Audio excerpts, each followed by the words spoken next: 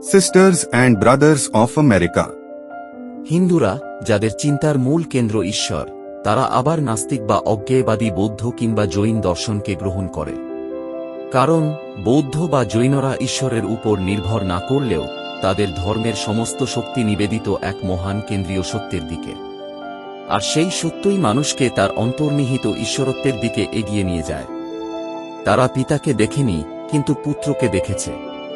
আর যে পুত্রকে দেখেছে, সে পিতাকেও দেখেছে। এই হল হিন্দু ধর্মভাবনার সংক্ষিপ্ত রূপ। হয়তো হিন্দু সমাজ তার সব আদর্শ বাস্তবায়ন করতে পারেনি, কিন্তু যদি কখনো একটি বিশ্বধর্ম সৃষ্টি হয়, তবে সেই ধর্ম হবে এমন, যার কোনো নির্দিষ্ট স্থান বা সময় থাকবে না। যে ধর্ম অসীম হবে, যেমন অসীম সেই ঈশ্বর যার কথা সে প্রচার করবে, যার সূর্য সমানভাবে আলো দেবে কৃষ্ণভক্তের উপর, খ্রিস্টান সন্তের উপর, এমনকি পাপীর উপরও। সে ধর্ম হবে না শুধু ব্রাহ্মণ্য, না শুধু বৌদ্ধ, না শুধু খ্রিস্টান বা মুসলমান, বরং হবে এদের সকলের সমন্বয়। এবং তবুও থাকবে অসীম বিকাশের সুযোগ।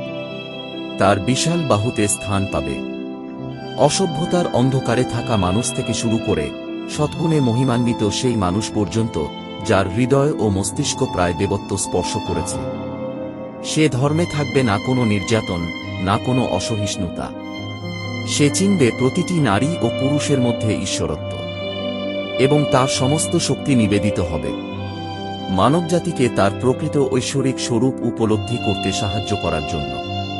আমি প্রার্থনা করি, হিন্দুদের ব্রহ্ম, জরথুস্ত্রের আহুরা মাজদা, বৌদ্ধদের বুদ্ধ, ইহুদিদের প্রভু, খ্রিস্টানদের স্বর্গীয় পিতা, তিনি আপনাদের শক্তি দিন এই মহান আদর্শ বাস্তবায়নের জন্য।